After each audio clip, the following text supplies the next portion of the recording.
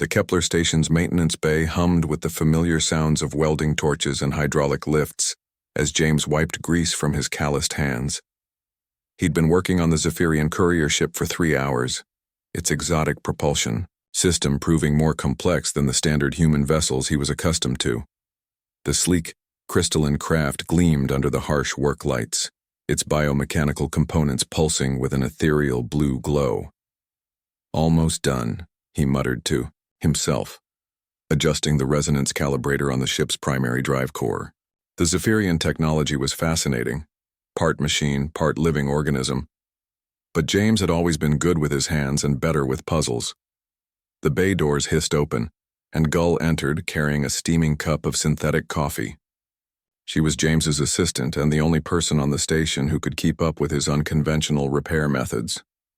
Her auburn hair was pulled back in a practical ponytail, and her coveralls bore the same grease stains that marked them both as real mechanics, not the pristine technicians who worked on the upper levels. "Status report?" she asked, settling down beside the workbench. "Drive core's responding well.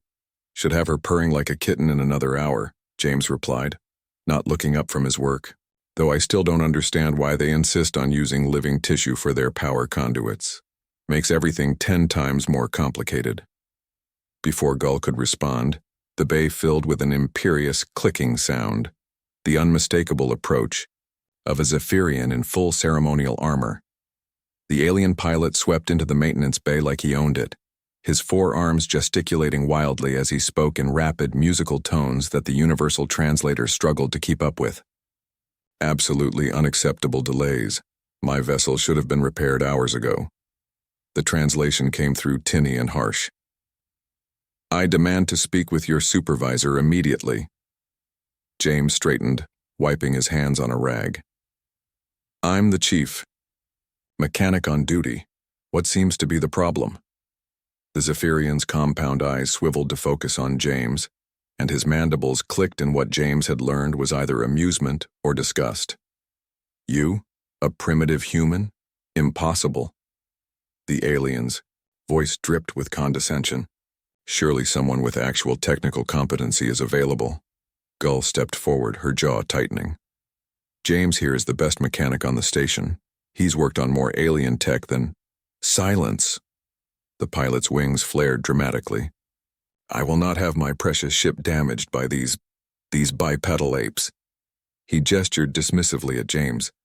"Your species barely understands fire, let alone the sublime intricacies of Zephyrian biotechnology."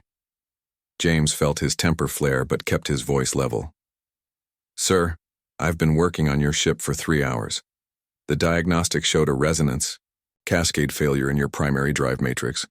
I've recalibrated the harmonic frequencies and—" "Nonsense," the pilot interrupted. "Impossible.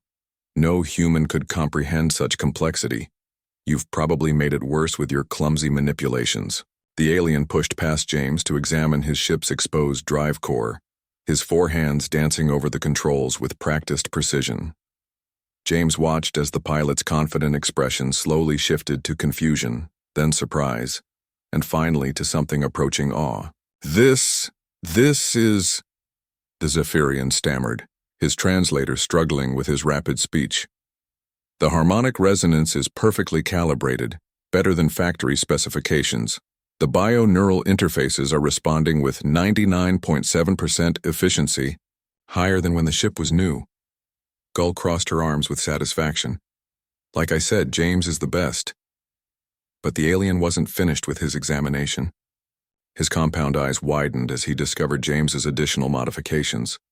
You've improved the power coupling efficiency by routing the bioelectrical flow through these secondary conduits.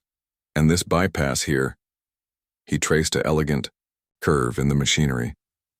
"This prevents harmonic feedback that has plagued our engineers for decades." James shrugged modestly. "The living tissue was fighting the mechanical components. I just gave it a more natural path to follow, like redirecting a river instead of trying to dam it." The Zephyrian pilot stood slowly, his forearms trembling slightly. When he spoke, his voice was quiet, almost reverent. "In 3 hours, You solved a problem that our finest engineers have struggled with for years. You didn't just repair my ship. You made it better. It's not magic, James said, beginning to pack up his tools. Your people think too much inside the box. You designed beautiful technology, but you forgot that sometimes the best solutions are the simple ones. The pilot's mandibles clicked, but this time James recognized it as respectful acknowledgement.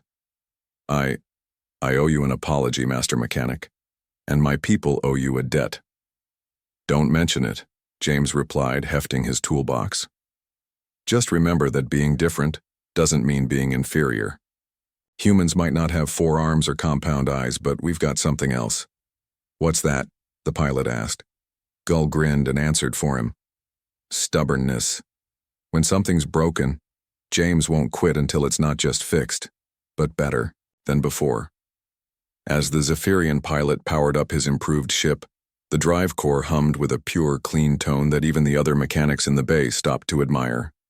The pilot paused at the bay entrance, turning back to face James, and, Go, Master Mechanic, he said formally. When I return to Zephyr Prime, I will tell them of the human who taught our machines to sing more beautifully than ever before. After the ship departed, Gull nudged James with her elbow. So what's next? On the repair schedule? James consulted his tablet and grinned. 3 more Zephyrian ships, 2 Andromedan cruisers, and something called a vegan pleasure yacht. Just another day at the office, Gull laughed. Yep, James agreed, rolling up his sleeves. And tomorrow we'll probably teach some other superior species a thing or two about what humans can do. In the depths of space, the Zephyrian courier ship raced toward home, its drive singing a perfect harmony that would soon become the standard for an entire civilization. All because a human mechanic refused to accept that impossible was anything more than a challenge waiting to be solved.